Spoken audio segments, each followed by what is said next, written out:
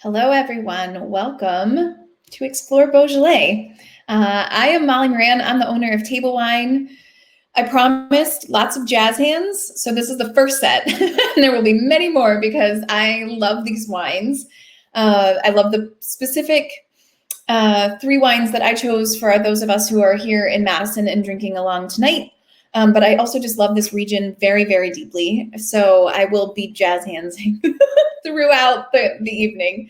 If you haven't had a chance yet to fill out the poll, it's 1 question. It will take you a hot second. I would greatly appreciate it. It helps me get a sense of how much people, how familiar everybody is with the region that we're visiting. So it looks like currently people rarely or sometimes drink Beaujolais. We have some folks who are not sure they've ever had it. No one has said frequently yet, so that's cool. You're going to be able to say that you frequently drank Beaujolais this week after tonight. If you are joining us live, please use the chat tonight. It's the best way for us to kind of communicate. So feel free to ask questions there as we're tasting the wines. Tell us what you're smelling and tasting. We have a core group of people who I know reliably use the chat.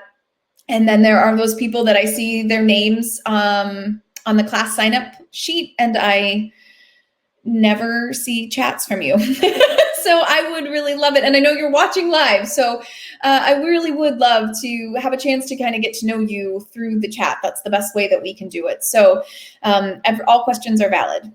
If you are not joining us live and you are watching this recording, happy Beaujolais night or day to you.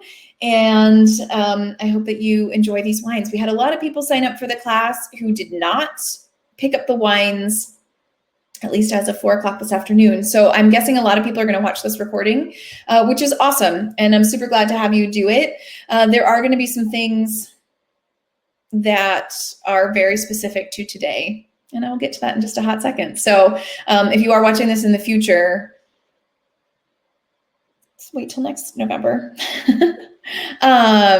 So let's see. I asked everybody what they're having for dinner tonight. It looks like a very Asian focus throughout the class tonight. So throughout the people watching. So that's really interesting. Kristen is having burgers and fries, which is what I'm having. I'm very excited about it. I don't eat a lot of red meat, so when I get a hankering for it, my family is very excited. and then we go and get burgers. So let's dive in. I have a question here that says, I have trouble figuring out which wines are available when I look at your website. All of the wines are available that are on the website. So if you go to tablewinemadison.com/shop, that's a list of everything that we have in the store. It will show out of stock. It is live inventory, but if somebody has ordered ahead of you, it might look like something's in stock that actually has been spoken for already, but for the most part, it's live inventory. So, but the ones that are for the tasting, they're not on the website. They're not on the website. They're on the Crowdcast website. So I apologize if that information didn't get to you in time, Dorley. The wines are here on this information on Crowdcast. They are listed here, and an email goes out to folks. If you've signed up before the wines start to become available, I email them out. So I email them out typically the Friday before the class. So I apologize if that information didn't get to you. You can also always just order and just say, I'm taking Beaujolais class, give me the wines. We know what the wines are, so we can get them to you. And then once the class has been recorded and is made available on the website, then I do list them there. It's just a lot of moving parts to try to get all this information out. And the website is just not the place I list it, so I apologize for that. Pork chops with Brussels sprouts and bacon, yummy. All right, so let's dive into Beaujolais. I'm going to check the poll real quick and see if we have any frequentlies. Nope, we've got some sometimes and we've got some nevers. So let's dive in a bit. I'm going to make this bigger. and talk through some stuff. So the format tonight is going to be, I'm going to talk a little bit, give you some history of the stuff, and then we'll taste through these 3 delicious, delicious wines. So Beaujolais, if you aren't familiar with French geography that much, who really is? It is north of the Rhone and south of Burgundy. And it actually falls within the Burgundy region, but we'll talk briefly about this, but it is not officially part of Burgundy in terms of they don't get to put Burgundy on their label. So if it comes from Beaujolais, it has to say Beaujolais, even though within the actual geographic parameters is technically part of Burgundy. So vines were first planted here along the Saône River by the Romans. So there are records of vineyards that are thousands of years old in this area, and they basically came up the Saône and planted vineyards everywhere they went. Over the course of many centuries, those vines were tended to by Benedictine monks. The wine was used for church services and, kind of at home consumption by people in the villages. It was really not seen anywhere else. So the wine that was being grown in or made in Beaujolais was really kept within Beaujolais. When the train system took off in France, then the wine started to get to Paris. And that is when there was a bit of, and I don't want to say an explosion, that's a little too strong of a word. It grew in popularity, I think is the nicest way to say that. It definitely did not make a huge splash. And to this day, if you are in a Parisian bistro and you just, order Vin Rouge, you're definitely going to get a carafe of Beaujolais, almost definitely. You might get something from other regions, Languedoc-Roussillon being the other one, but for the Parisians, Beaujolais is total table wine. It's what they serve, and that's what I find so charming about it, because it makes me feel like I'm in Paris. So then the popularity of Beaujolais kind of hovered. It didn't really have a massive moment, and then started to get exported in the 20th century after the war. A lot of the French economy depended on wine as kind of helping them rebuild after the wars. So they tried to export and slowly grew. And then in the 1980s, there was an absolute boom of Beaujolais. I am too young to have drunk Beaujolais back then, but I do remember this idea that Beaujolais was everywhere. So if some of you are, older than me, maybe you can speak up and tell us what it was like. But today, yeah, that's when you had it. Yeah, I was like, somebody's going to tell me that that's when they had it. So today, the third Thursday of November, is what is called Beaujolais Nouveau Day. It is always the third Thursday of November, which means here in the US, it's always the Thursday before Thanksgiving. Very smart marketing on their parts. So what that means is that there is Beaujolais that is made. The grapes are picked in the late summer of this year, 2020. The grapes were picked, they were crushed, they were fermented very quickly, and then they were bottled, and here they are in America already, like 2 months later.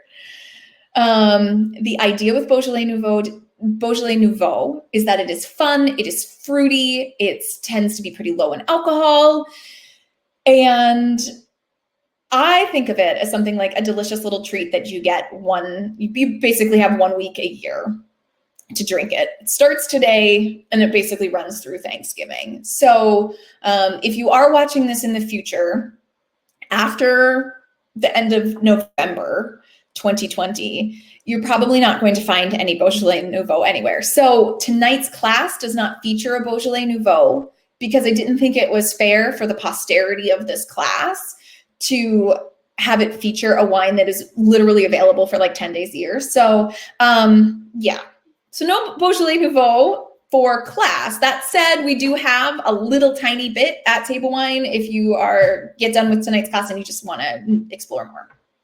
So in the 1980s, what happened was there was this explosion in popularity. It was a lot of marketing. It was a lot of hype. And unfortunately, what that meant was it was a lot of cutting corners. And it was a lot of people making wine that was cheap, that they were adding sugar to, that they were maybe even mixing vintages of, and it was really not serious, and it basically tasted like grape juice. So through the 80s and 90s, these winemakers continued to make just a crush of it. They just made so much Beaujolais Nouveau, even as interest started to wane. And then in the early 2000s, interest basically dried up because the wine was so bad. You know, it was just like drinking Welch's grape juice. It wasn't something anybody wanted. And people really turned their nose up at Beaujolais. And these winemakers just they didn't stop. There were like a few years where they kind of kept it going. What has happened is those people are still around and they are still making wine, but there has been this beautiful movement of more serious winemakers kind of swooping in and saying like, hey, not all Beaujolais is that junk. So for example, the Beaujolais Nouveau that we have at Table Wine is quite serious. I had some last night, which is not against the law because I'm not allowed to sell it before the third Thursday of November, but I didn't sell it because I just drank it myself. So I didn't break the law. It's really phenomenal wine. It's a natural winemaker and I love it. So there is good Beaujolais Nouveau out there. So all of that is a way of saying if what all of your experience has ever been is Beaujolais Nouveau, please, I'm glad you're here tonight and give it a chance. Fundamentals about Beaujolais.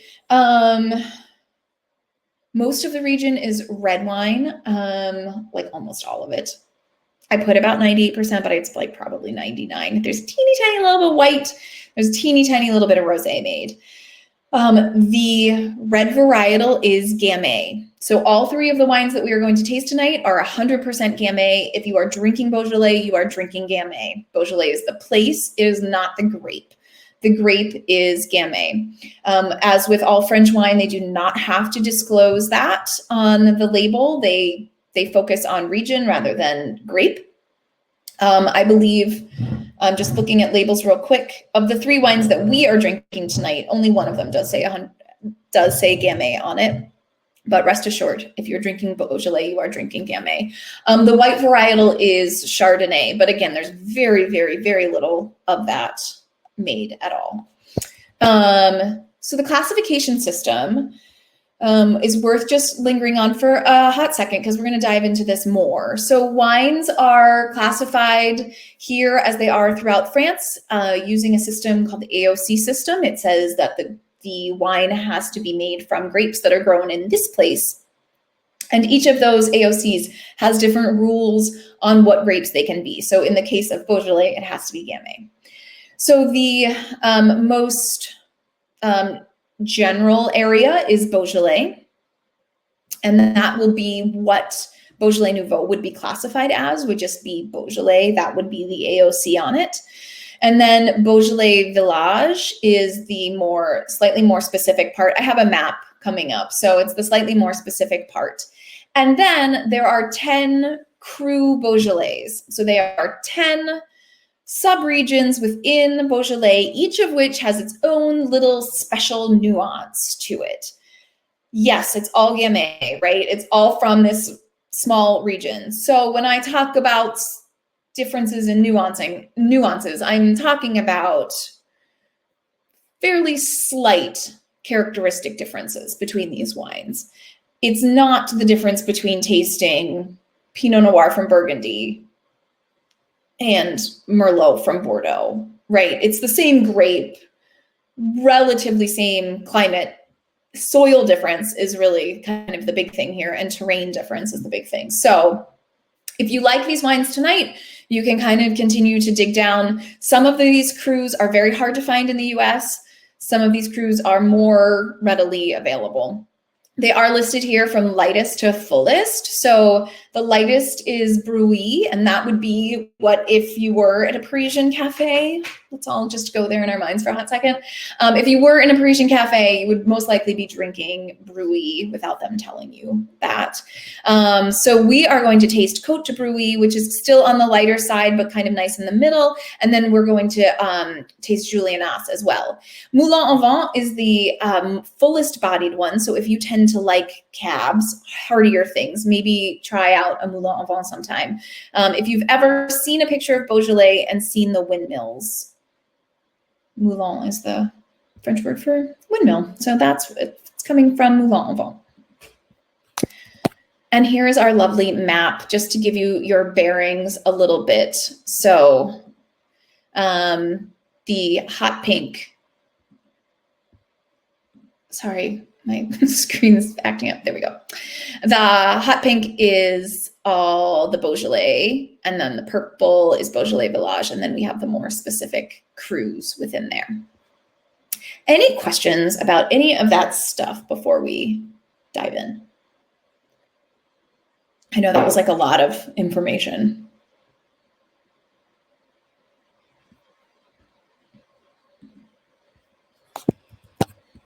Okay. All right. Shout them out if you have them. All right, we're going to start with Beaujolais Village. So go ahead and pour yourselves some Beaujolais.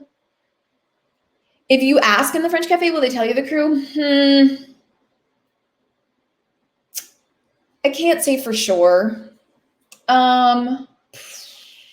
Probably. It probably would help if you asked in French.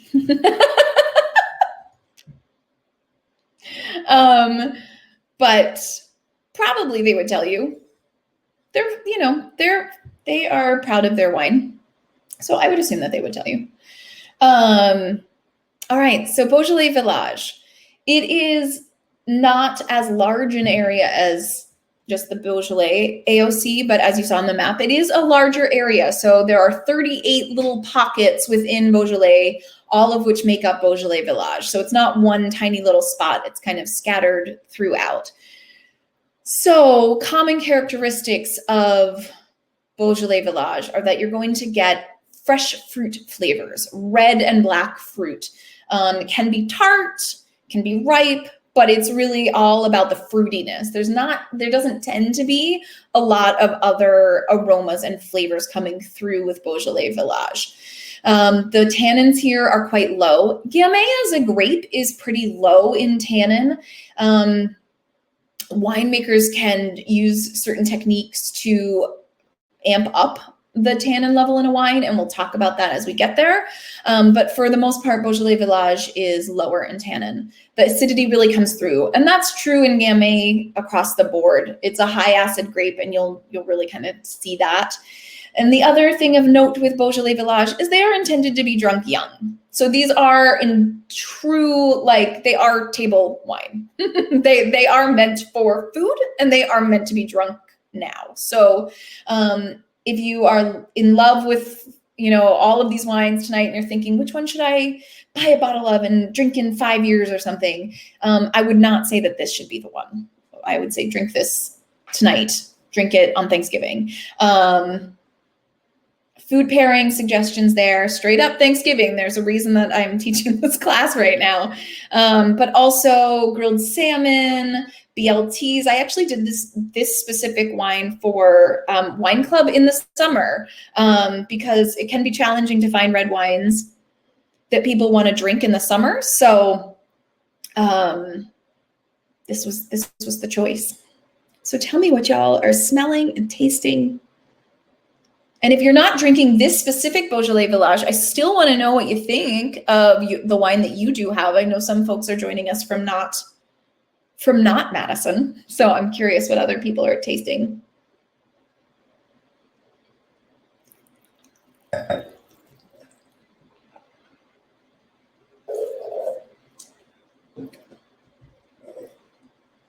Does me jazzy anything? Ooh, my mouth is awake.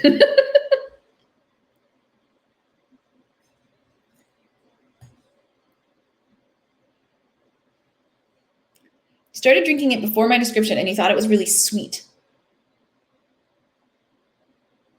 Aha, but then you realized it was fruity. Yay.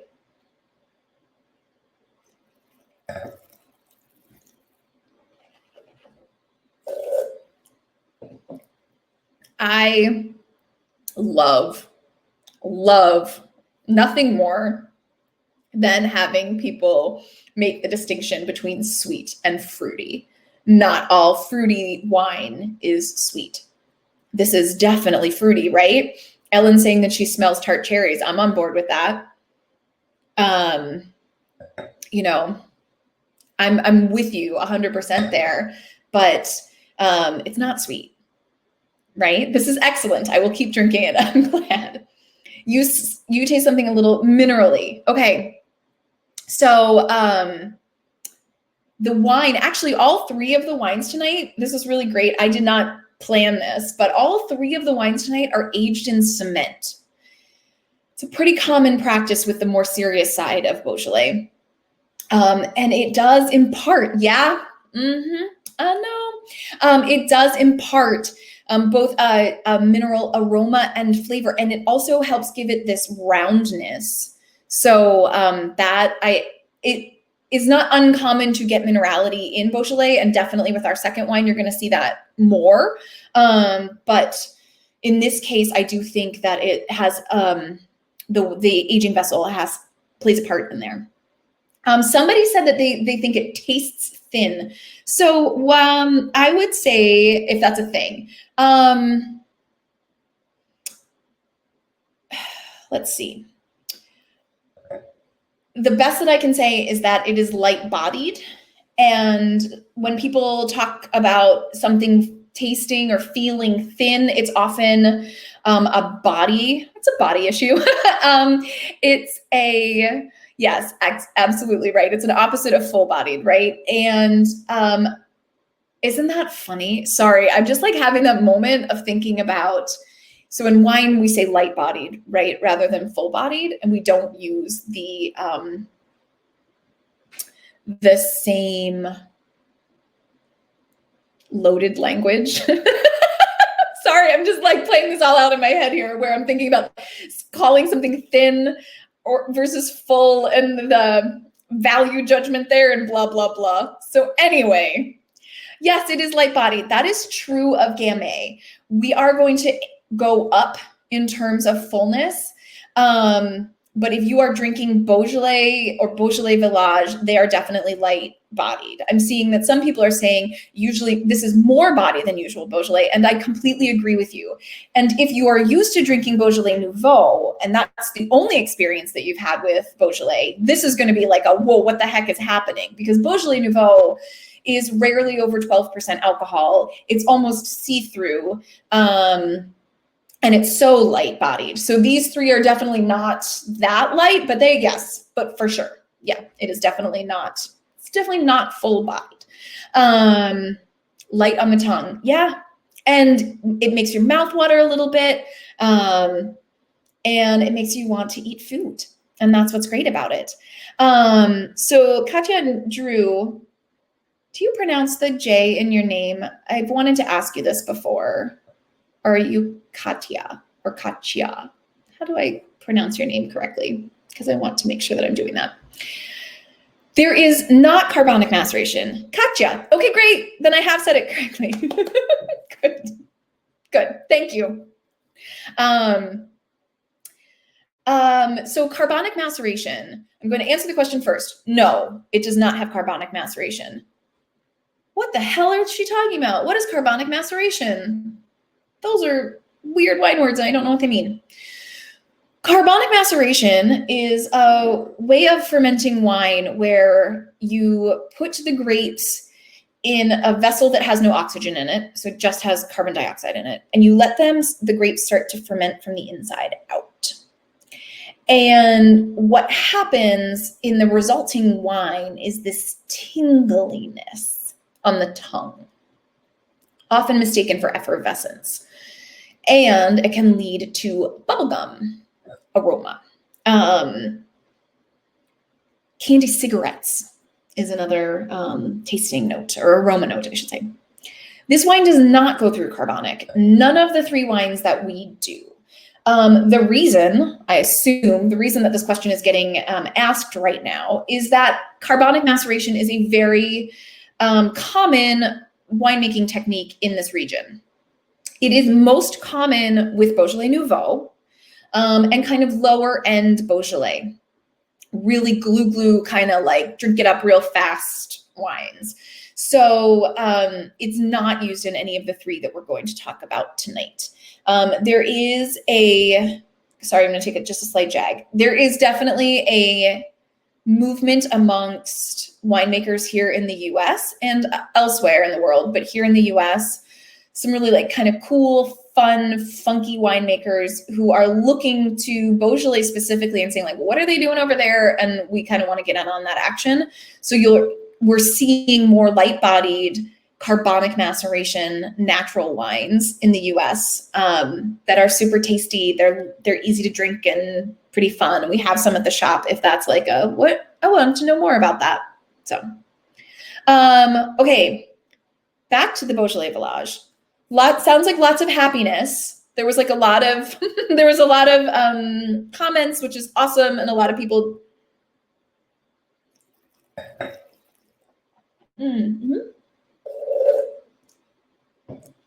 enjoying the wine.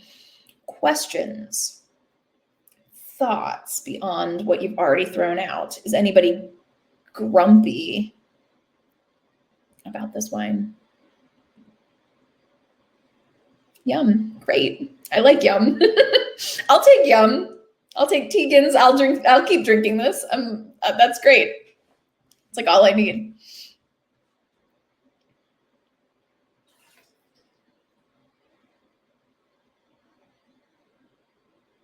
The more you drink it, the more you like it. I think that's great. It's a happy wine. It's fantastic. I completely agree. I am super biased. These are wines that this is kind of my default setting, I guess I would say, in red. This is kind of one of my happy places, wines that I drink more frequently than really anything else. So yeah, I'm glad we can be on our Parisian journey together. Would love to drink it at a summer bonfire by a lake. Oh, I love that image. I really do. And I did, I think it was July. This was Wine Club for July, because I did think like if there was a red wine that you wanted to drink, in the summer, that could be it. And it's so food friendly that just like anything off the grill. So, but I don't think that it's so light that it could only be a summer wine. There are definitely those reds that are like too light and bright for the cold nights ahead here in Wisconsin. Any other thoughts before we move on? I should show you, because I went to the trouble of tracking it down because her website was not exactly easy to get a picture from. This is the Descombe area or vineyards. This is where they are. They're the third family to own this amazing, amazing chateau that's still all gilded and done up as it was in like the 16th century. So it's my new goal is that when we can travel again, I want to get myself to Beaujolais. All right, guys, we're going to move on. We're going to move to Côte de Brouilly. So Côte de Bruy, if you remember the list of our places, it's still on kind of the lighter end of the Crus, but it's the 4th of 10. So it is within the region of Bruy. So Côte de Bruy is this extinct volcano within the Bruy subregion. So it's an even smaller subregion within a small subregion. Characteristics of Côte de Bruy, you still get there's still a lot of fruit. That's just going to be true across the board. But we now have blue fruit entering the equation sometimes. So some you might pick up on plum or blueberry or something along those lines. And minerality, that is the Côte de Bruy calling card. Tannins are a little bit more here. And you could definitely age this wine. You could definitely age a Côte de Bruy for up to 10 years. Côte de Bruy, the soil there is granite and this amazing, amazing blue slate. So that's it. It's not like it doesn't look in this picture, it doesn't look that, I mean, I don't think it's a massive hill by any stretch or mountain, but it is quite steep. So the vineyards for this wine are, most of them are at about a 45-degree angle, which when you're out picking grapes ain't no joke. So you tend to get more minerality on the nose and on the palate than you would have in the last wine. So let me know what you're smelling and tasting.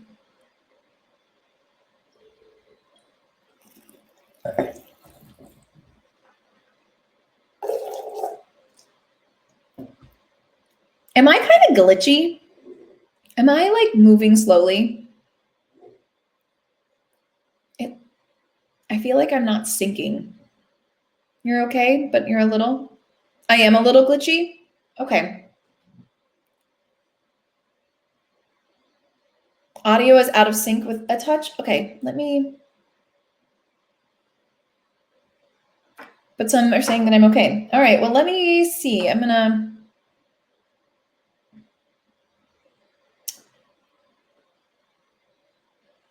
see if my family is using.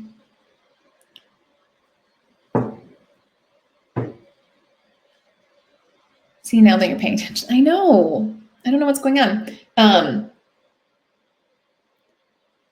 been doing virtual wine classes with a favorite yoga teacher of mine, and she's in Vermont, and she often has to stop class because everyone else in the house is using her Wi-Fi, and I have not had to do that, but tonight feels weird, feels pretty laggy. So anyway, let's see.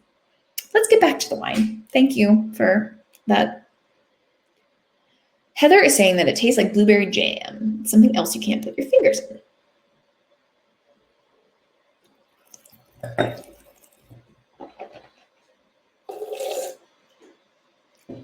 And then you taste red raspberry, but you're smelling more non-fruit notes and then some minerals.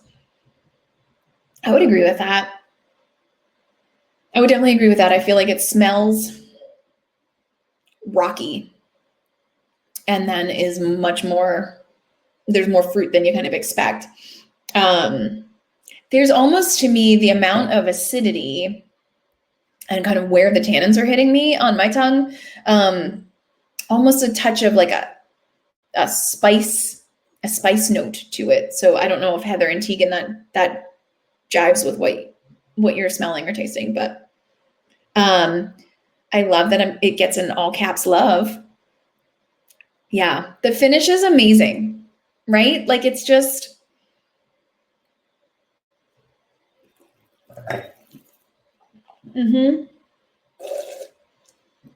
Ellen's saying that it definitely tastes like rocks. I do think that it tastes like rocks. Patty says you heard him talking. He was saying it's more of a savory compote, so spice with the fruit. Like totally, I really do think that. I really, it's hitting me tonight in a way that it hasn't. I just tasted this wine for the first time last week, and I wasn't getting those spice notes earlier, but there we are. Noticeably more powerful, more concentrated, right? Even than from our Beaujolais Village friend, which is still not like the lightest, juiciest fruit that Beaujolais ever had. That's the other kind of thing that Côte de Brouilly is known for, is this kind of concentration without moving towards where we're going to end, which is Julianas, which is known for, I guess I did use the word powerful here, but Julianas is really the place where power kind of comes into play and more structure. But Côte de Brouilly is known for like a concentration. On the Côte de Brouilly, the hill there's like an outdoor museum about Beaujolais wine, and they have soil from each of the 10 crus. So if you are a winey nerd type or a geology nerd, or I don't know, just want to go check out Beaujolais for some reason. I have seen pictures and videos of that. I have not seen it in person, but it sounds kind of fascinating because the soil here in Côte de Brouilly is bright blue. And I firmly believe that I know that. And so then when I taste these wines, I feel like I can smell and taste it. So, yay. I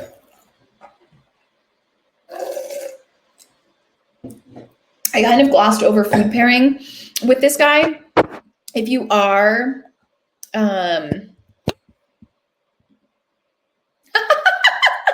we are sharing a total brain tonight. That's hilarious. They just said, can you show us the food slide? As I said, oh, I kind of glossed over that. Here, let's go back to it. There you go. It's like it was meant to be.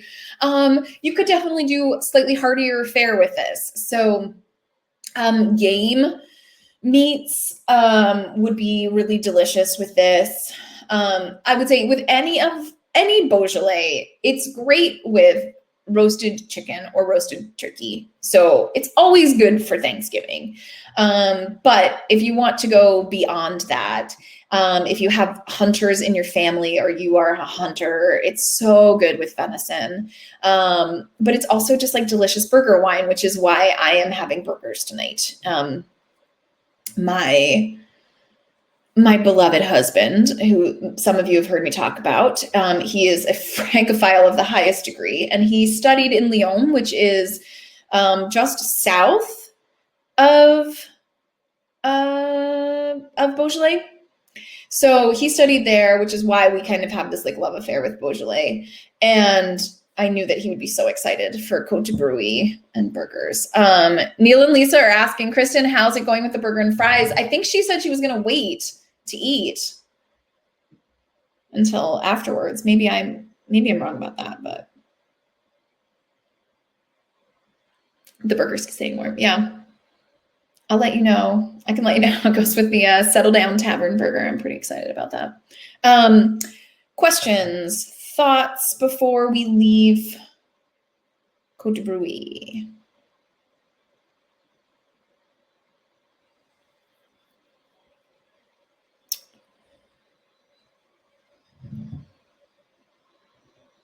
One other thing worth mentioning is that Jean-Paul Brun is the winemaker here on this specific wine that is shown in that slide. If you happen to be tasting along with us, if you're not tasting these specific wines, you're drinking Côte de Brouilly, I assume that you're tasting some sort of minerals in your glass along with some fruit. I've never had a Côte de Brouilly that didn't come through with that. So, but for a moment, I'm just going to focus on this specific wine. So Jean-Paul Brun is a masterful winemaker. He makes amazing wines, and he does it all using natural winemaking technique. So minimal sulfite, hands-off approach through and through. So I love everything that he does. And he does have a lot of different crus that he has wines from. So if you are interested, those are not things that I have at the shop, but if if it's of interest to you, it can be cool to taste something where you know the exact same person is making it, and see kind of the difference in those regions. So just throwing that out there as a idea for learning more, digging deeper. And the other thing that I wanted to mention, because I'm so happy about the three lineup that I have tonight. So this wine is imported by Louis Dresner. And then the first wine that we had was Mary Taylor. And then our last wine is imported by Kermit Lynch.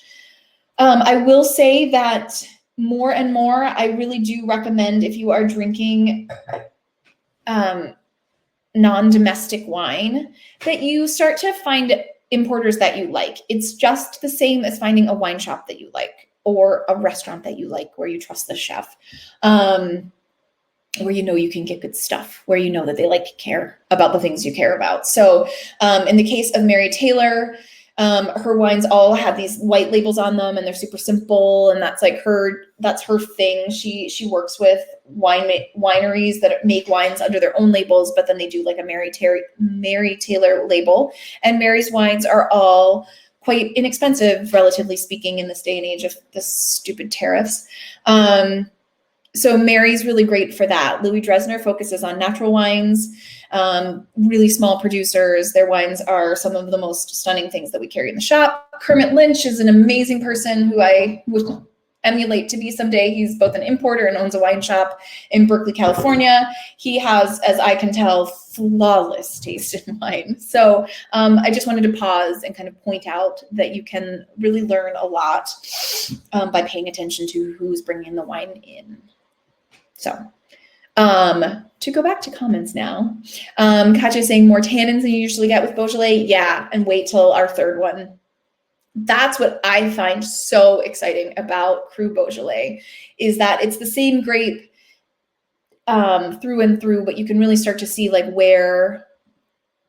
what's like the sweet spot for you? What's the tannin level that you like the most? What are the aromas and flavors that really kind of make you happy?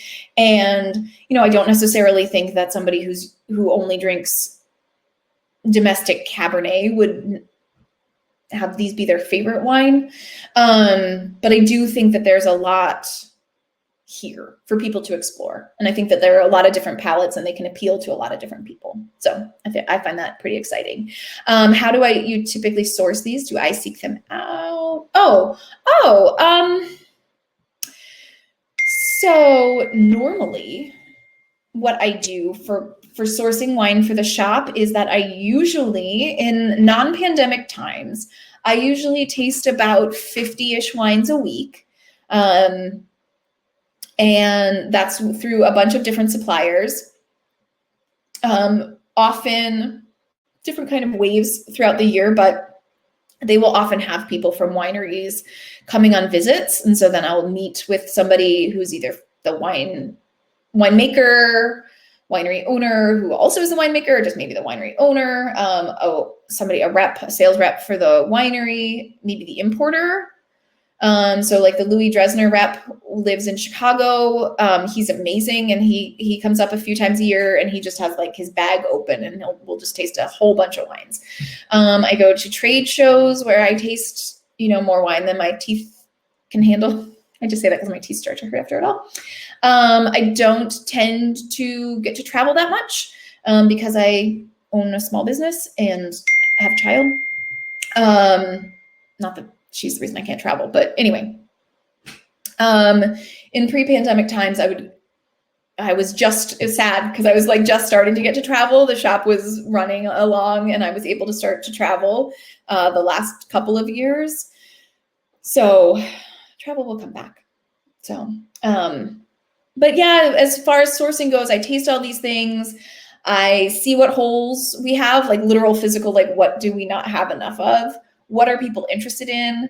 What's selling well? What needs to kind of go, and what do we need to find a replacement for? Tariffs have been like they've been super rough because the focus of my shop is to be on wines that are under $25. But when you have a tariff that's 25%, that takes a $7 bottle and amps up the price, and it's been kind of challenging this year, but hasn't everything been challenging this year? Cool. Heather and Tegan are going to pair the Cote Brouilly with their dinner. I love it. And Sean is recommending Kermit Lynch's book. Yeah, I love Kermit Lynch. I don't know him personally. I've heard really good things about him. I hope that I'm not. Sometimes I get hesitant to talk about people that I don't know because I'm like, maybe he's not the kind of, I don't know. He lives in Berkeley. He runs a really good import company. He has good taste in wine. That's what I know about him. Thanks, Tasha. I like my earrings too. My husband got them for me. Thank you. I believe he got them at Little Luxuries on State Street. So if you are here in Madison, you too can own these. Awesome, guys. Are we ready to move on to our last friend? So there we are, Cote Brouilly. All right, now we are going to Julianas. Here's a fun fact, guys. Usually, when you would see that word right there, you would think that you would say Juliana, because the French don't tend to say S at the end of their words unless there is an E after it. However, there are places, there are people's names, there are exceptions to that rule, and Julianas is one of them. So you do, in fact, pronounce the S there. So this region is far north. I can go back to the map if folks want me to. Just let me know. It's far north, and it is named after Julius Caesar. So there were already vines. Yes, go back to the map. I will go back to the map. There were already vines. So Julianas is here, way far north. So quite close to Burgundy. So there were already vines here when Julius Caesar came through. So that's how long they've been making wine in this area. They really borrow a lot of their approach and what they look for in wine, what they want their wines to be like. They really borrow heavily from their neighbors in Burgundy. So there is more tannin in Julianas typically than what we've seen. The flavors, blue fruit kind of goes away here. Black and red fruit kind of comes through. Spice and floral notes are really, tend to be a little bit bigger. The thing about Julianas is that they aren't really intended to be drunk young. So 2016 is our current vintage. And from a Julianas standpoint, it's like just coming into its own. So they really say to, kind of drink it, no earlier than 3 years. But you can age these suckers for a long, long time. Oh, and I should note the Jean Paul Brun, if any of you are interested, the Jean Paul Brun, I read some notes on it earlier today, and someone who I really recommends, or somebody that I really look towards for this kind of information, he was saying that you could age the Jean Paul Brun till 2045 or later. That's like a hell of a long time, guys. It's like a really long time. So if you're curious, you could do that. Ellen, I will get to your question about aging wine. I just want to chat through Julianas stuff here quickly. So I can speak to it being delicious with braised short ribs. I did a wine dinner a little while ago, and this was the wine that I picked for braised short ribs. So it is absolutely fantastic with that. It is great with coq au vin. I would not recommend cooking the wine in this vin. I would get a cheaper vin for the cooking part and drink this vin with the wine or with the food. But it's also great cheese wine. So let me know what you are smelling. And tasting. As you do that, I'm going to answer Ellen's question about what happens when you age wine. So what happens is the in a red wine, the tannins slowly start to break down, leading to tertiary aromas.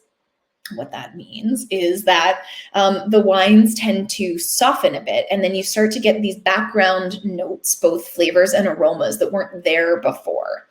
Over time, the wine tends to become more cohesive, is kind of the thought of it.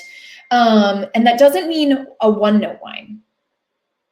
It means that like everything is just in the right balance. The acid is there and the tannins are there, and it's all so perfectly balanced. So the way that these wines, Juliana specifically and Chinard makes this wine, they don't destem the grapes. That's how the tannin level is higher here than it's been. They use the stems to give it a little bit more tannin, to give it a little bit more structure. And so it kind of all comes into harmonious balance over the years. More different aromas come up. That's what I like, to not just have one bottle that I just aged and I don't know what it tastes like. I like to see, like, I mean, I don't know about you guys. I think this wine is freaking delicious. So I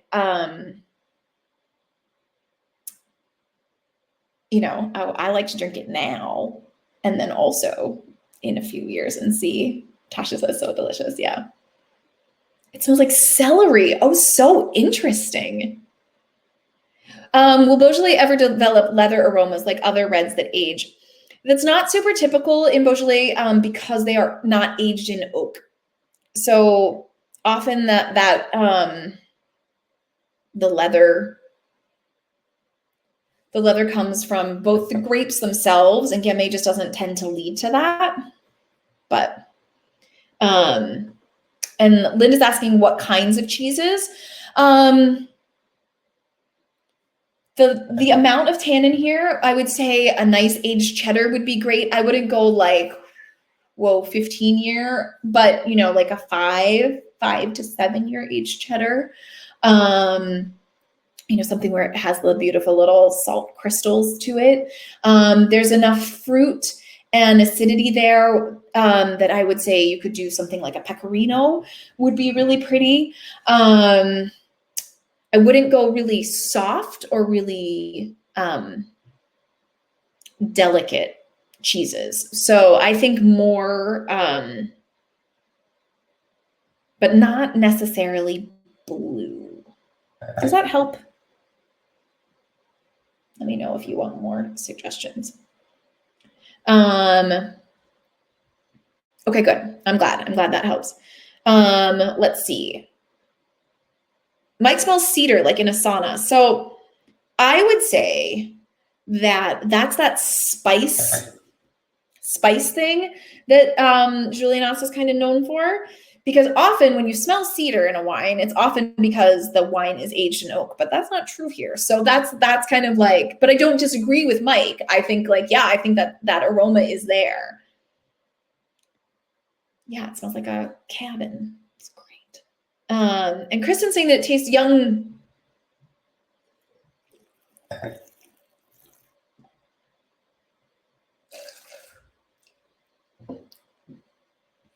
I think that's fair. I mean, it's definitely bright. I think that you could, if you want, there are a couple of routes there, right? There aren't older vintages floating around here in Madison, I don't think. So you can buy another bottle of this and sit on it for a while and see how it changes over a few years. If you wanted to speed up the process and fake it, you could decant it. And that's going to kind of, mimic that same kind of thing. So I think that might be able to get you there a little bit. Drew thinks it reminds him of Argentine Malbec. Some dried leaves or maybe the spice. I think that's fair. And it's definitely like bigger, right? It's so much bigger than where we've been. Now I want to check this out. So ironically, I think this is our lowest in ABV. It is. I believe it is. So only 0.5%, but this is 12.5, whereas the other two are 13%. I think that that's a totally fair assessment. It's a bigger, rounder, much more. Kristen and Patty are saying lots of black fruit, right, with spice notes, right, which is like, that's Malbec, right? That's Malbec. I think the only and now that I'm thinking about it, good Argentine Malbec also has kind of a backbone of minerality running through it, right? The good ones do. So I don't think that's weird. I mean, I think the biggest difference, is aroma. I think that I know this is an unhelpful thing. I know that. I know what I'm about to say is not helpful, but it smells French. It has that French terroir that they love to talk about, which I think is the dried leaves thing, the spice thing that we're all kind of hitting on. And the acidity, I think it would be, separated, but I do think that it has a lot of commonality, which is really super cool. I'd not thought about that before.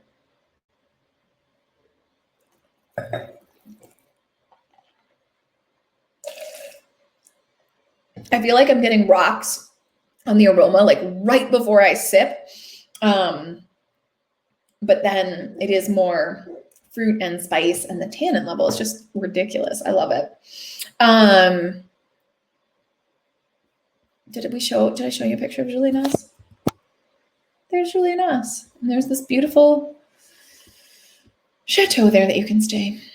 Can you tell that I'm getting weird travel pangs? It's like all I'm talking about is oh, you could go there someday. And that, oh yeah, right. I figured I'm not alone, right? That it reminds you of Côte du Rhône from Grenache class in its earthiness. Yep. And that's what I mean when I say that it smells or tastes French. Again, I know that that's not the most precise way to describe something, but there is that kind of through line with so many French wines, right? Gamay or Grenache from the Rhône, or Merlot and Cab in Bordeaux, they all tend to have this kind of herbaceous mineral thing. So if you like French wine, yay. And if you don't, I guess Beaujolais class might not be for you. Because it's all French wine. I would like to go quarantine there. I wouldn't. All right, guys, we are almost at time. I would love to hear from folks what their favorite, what order of wine, my God, can I speak? What their favorites were in order. This one's like picking my favorite kid. I couldn't do it, which is why I only have one child. 132, 2, Juliana's 312 for both of you. 132, 231. I love it. 2's got a little following there. Heather and Tegan love them all. Samesies. Yeah. 213. Kristen, I'm so surprised. I'm interested to know what it is. I mean, well, see if 3 ages well, I guess would be. You really like them all. 321 for, yeah. Yeah. I mean, I think that exploring bolder, the bigger, fuller bodied Crus is a great way to go if you tend to drink bigger bodied wine. There are I did mention that there are some Crus that are really hard to get anywhere in the United States. Chenas is one of them. It's really hard to find. Chiroble, I've not had one before, but I've tasted all of the other 9 Crus. So you can find them, and I can help if you want. Oh, Heisley, I'm so excited. You loved all of them, and you found a grape that you enjoy minerality with. I'm so glad. I think it's tannins. I think you don't like when tannins and minerals come together. I think. That's my educated guess on what's going on there. Oh, yeah, when we're quarantining in that chateau, guys, we can drink the hell out of some Beaujolais. All right, guys, we are at time. I want to be respectful of that. Thank you all so much. I really appreciate it. We have one more class scheduled, which is next Saturday. It is blind tasting. Every small business Saturday, we do a drop-in blind tasting, and we typically see somewhere around 50 or 60 people throughout the course of the day for that, and I love it.